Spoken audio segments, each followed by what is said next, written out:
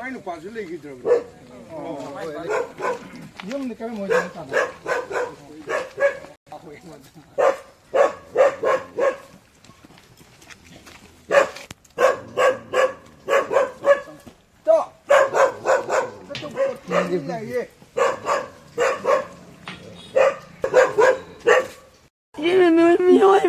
Salamat ay kanangan ngay na naman nung sinadamamat na so ikangin ang nilagtay takyahan nilagtay maalaman nila sukoy na tayo kundi na ulang ko siya nga singo masumataw nung amata itong kana kanangin mapamday na lang giba kahit ako'y mga ang giba kanamta sila inagini ano nga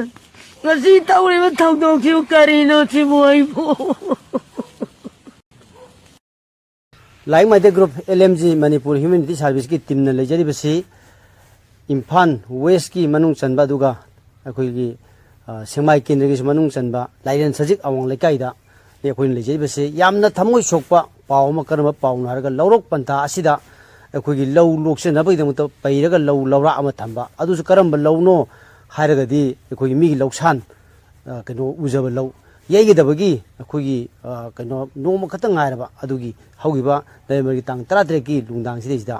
कोई lion सजिक निंगोल खोमई Karen पाइबम अदुगा मार्क्सी मोयदांग पोक्ता मयुम पानबनी अदुगा मसिदा लौसान उजबनी Harib लौसी मिनुंग सिलैतबा लौमी सिंगबु करिसु ओइदना खनबा अदुनबा समाज मायक्ता लैबा अदुम मियोइसिना तांगोय ओना थादोक पिरमनबनी अदुना अखोगी इने खोमैना kappa कोई social media उबद अखोई थमोइसे मान वाबदो अदुगी सरुक अखोई तंखाइमदे अखोई वाजै अखोइना सुगुंबसिदि याम सीरियस ओइना रुजबनिना थमजनी वाफमदि हौजिकसी लाइलेन सजिक अखोई लमचांग सोमदै लाकबदा फौबैसि थाउजन्स लैरि अदुना यारगदि अखोई युम यौगदबगी अखोई नोनिनि गायरबा पुंजा खरत गायरबा अखोई फौबैजिंजे यारगदि अहिंग लेपियु अखोई सोम अतोप अतोपददि फौबैजे अमतबु पैनदे ममदि युम करी सॉरी फौबैजे मै थाबनिना मरम अदुना यारगदि होजिक फौबै पैरिबा मयामसे मसी अखोई फत्तबा समाज मायक्ता असुगुंबा लैबा लौमी सिंगबु करिसु ओइदना खनबा मयाम लैबनिना चाइ खुदिंगे अखोई हंदकसे थादबा ओइसनो न खोइदि लाई खुरुम जैबा अदुबु हंदकसु सुमाइ तौदना लौ लौरामगी फौबै मै थारेन याम कप्पा याम थमोइ सोना कप्पगी अदुगुंबा रेन चटपा वीडियो म उबदगी लाइक माइदि ग्रुप की टीम असिना लाक्चरगा लाइक माइदि ग्रुप की जनेन फंदगी लुपा लिसिंग 10 खतंग अखोई मसी मतेंग पांगबा लाक्चबनी सुमी लुपा लिसिंग 10 जे लौ लौराक तुगा कोगी चांगदनरुदि कछु लेबनते मरमदुना असिगुंबा अखोगी फौदंबी तौरगा कोई लौसान तौरगा लौ उबजे करिगुंबा अखोगी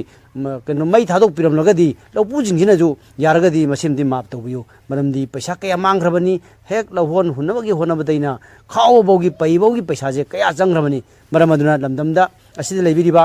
अखोगी लौमी इसिनाउसिनसु हारिबसे अखोइना तत्तना अदुमक लाव लाई मरमदि फौबैसिगिदा अखोइ अहिंग लेपि चनबि लैसि नत्रगने मी नेगा ओरजु थमजि अदु नत्रगदि अखोइगी मरक सिदैदा फत्त मी क्या यारुपदगी फौबैजिंजे पुंजिंग खरदा कोई तांगोइ ओनबगी सही क्यागी ममांगदे अखोइ मतेंग पांगदुना लाई अदुना सिगुमसे अखोइना हारिबा फौबै अदुगी ममनदो पुलप अखोइना पीबगी अखोइ शक्तिजु लैते मरमदुना सिगुम अवाबा तारिबा इमुंग सिदैदा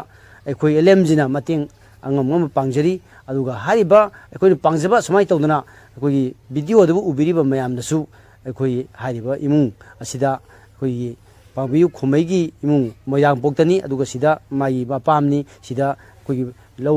कनो मिगी बंधोप तौरगा अखोई लोकसान तौरगा उजबनी मरमदुना सिबा थौगसे अमोना थोक्तनबा हंदकी चहीजे फौबै कयाम लैरी अदुबु मसुमबजे थोक्तनबा अखोई होनमिन साइबा फमजे लाइक माइदि ग्रुप के माइकेदि थमजरी पुनम बुथागजरी